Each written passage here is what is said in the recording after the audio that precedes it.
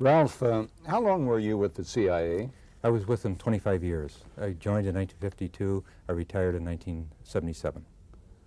What was your function? What was your job? I had a variety of jobs. I was a case officer on intelligence collection. I was a covert operator. I was involved in paramilitary operations. In the last 4 years with the agency, I was an analyst with the International Communism Branch. Paramilitary operations where? In Thailand and to a degree in Vietnam. How do you view the CIA? Let me rephrase that question. A good many of us do not have a clear picture of what the CIA does.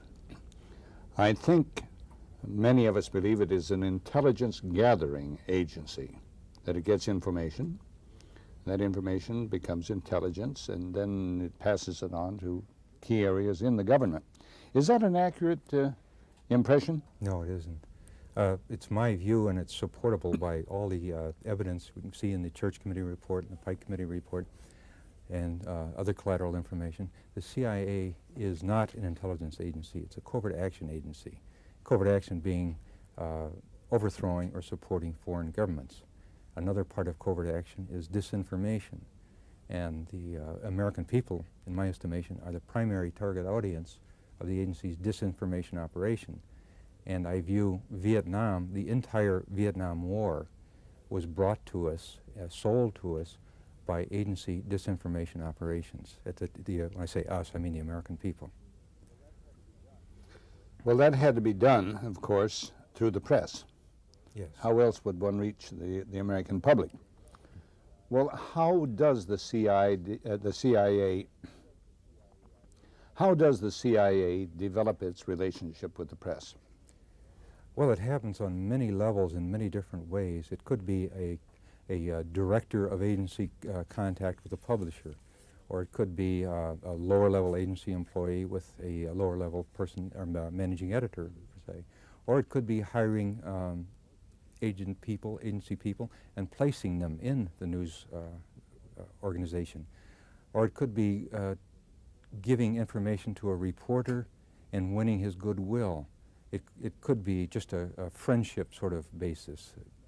It sort of covers the skein of relationships that you can have, in any social situation.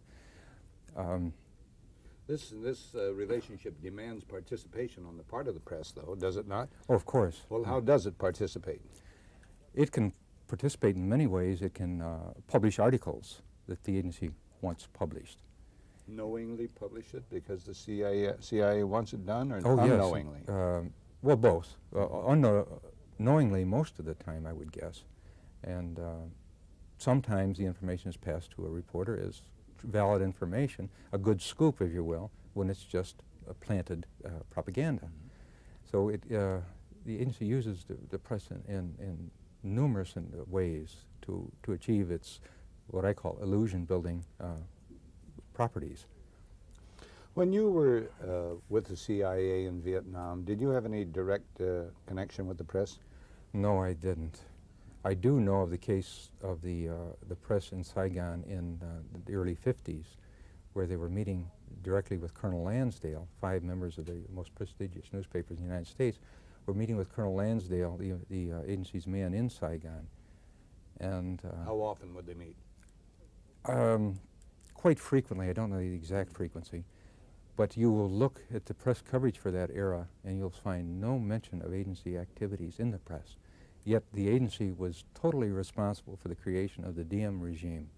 It created the Diem regime. It built an illusion about the Diem regime, and it used the press to sell the illusion to the United States, the illusion that lives on today in the United States. Do you think that those 5 members of whom you speak had any idea that they were being used? The atmosphere of those days where the press and the government were so in tune on the issues that I believe it was a very much a cooperative effort more than a using effort. The press viewed the situation as the government did, and both cooperated in putting across the stories. The CIA were good folks with which one could be associated? Was that what you're saying at that time? At that time, yes, yes. Of course, the agency developed what they called Wisner's Wurlitzer. That was what they call an organ that he could play any tune he wanted anywhere in the world at any time.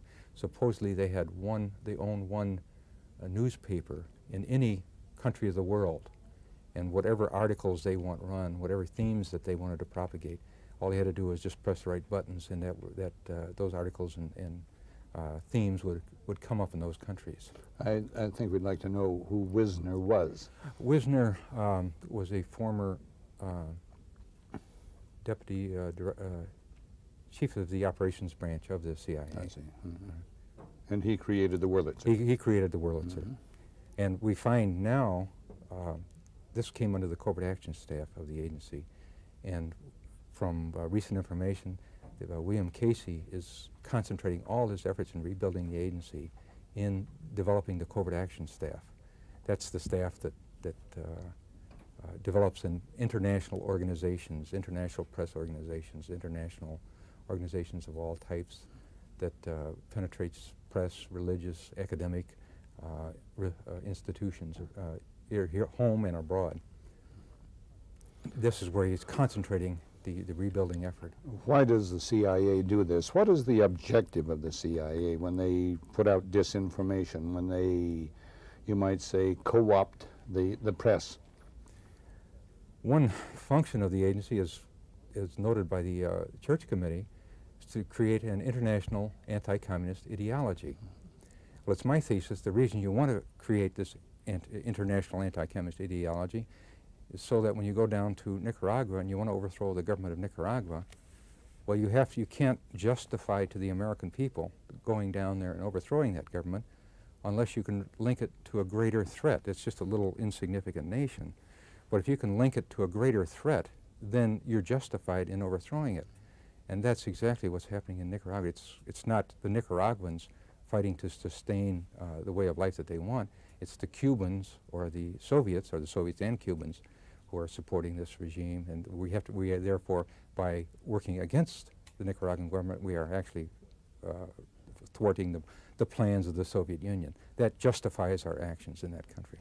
Do you think the State Department was part and parcel of the CIA plan, or was the State Department taken in by the CIA? I think at the very highest levels of government, the National Security Council that directs the agency, probably a very small clique of people knew about it, but certainly at the working levels of the State Department, even Daniel Ellsberg, who I've talked to recently, said he had no idea, and he worked on the white paper, he had no idea that this was based on an agency corporate operation. This is just one example of thousands that could be brought up. The agency routinely forges. Tell me another one, and do what? You were about some I can't talk about. Yeah. I'm afraid I just can't. I mean, under security restrictions, not to. But look at the white paper in El Salvador. It was based on the discovery of communist documents in El Salvador, and supposedly a leader of a small communist movement had gone around to Vietnam, had gone to West Germany, the PLO, all our presumed enemies in the world, and they'd all promised to support him. This document was discovered all at once, just as Reagan was taking office, and this would form the basis of a white paper on El Salvador. And many critics have pointed out the obvious fallacies within the white paper and the obvious forgery that it was. That's another one, and there are examples of doctored photographs that I can't talk about, and the planting of articles is a routine. It's a daily thing that goes on. You have a theme that is developed, the anti-communist ideology. So you constantly are planting articles in newspapers in one country, and you pick it up and replay it in another country. And you use the techniques of white, gray, and black propaganda. What's that mean? White propaganda is more or less a U.S. government statement. Everybody recognizes it as such. Gray propaganda is a statement, the sourcing is not quite clear, it's fuzzed up. Black propaganda would be if the agency would put out something, say, from the Communist Party of China and make it appear authentic. One good example of this During the Cultural Revolution in China, the agency, through its radio transmitters on Taiwan, would come in at the tail end of radio broadcasts, mainland radio broadcasts, and they would pretend that they were just continuations of the program, and they would say, well, the situation is terrible in China. You know, there's a uproar, the upheaval of the Cultural Revolution. Well, there's sort of a playback on this in that the agency, Foreign Broadcast Information Service, was picking up those broadcasts, and they thought this information to be authentic, and they were disseminating it to the intelligence community, and the intelligence community was saying, estimating the situation based on agency disinformation. Let's pin down something you said a moment ago. Does this covert action exist in the CIA today as greatly as it did in the past? As I understand, the covert action staff is being rebuilt on a massive scale. That Director William Casey is concentrating all his efforts in rebuilding the staff. And we can assume that it's operating again in academia, in the press, in the religious groups, in international groups, in labor, youth, students. If it isn't now, it will soon will be. In your opinion, is the press manipulated as much today as in the past? I don't think it's as possible to manipulate the press as much today as was in the past. The press is much more skeptical, as are the American people in general. It'd be more difficult to do it, yet I'm sure that in some areas, of course, it is being manipulated. I think you've answered my question in part already, but the public, in your opinion, cannot be hoodwinked as easily as they were in the past. Is that what you're saying? Right. I don't think they can be hoodwinked as easily. However, some of the illusions of the past continue, and one of those illusions is what the Vietnam War was all about. Well, you think with the manipulation of the press, which you have explained and which you believe still goes on to a degree, do you think another war such as Vietnam could be sold to the American people? Not nearly so easily. I think it could be done, but it would take a more sustained effort, more across-the-board effort. I think there's a lot of skepticism out there, and it would be very difficult to sell, but it could be done.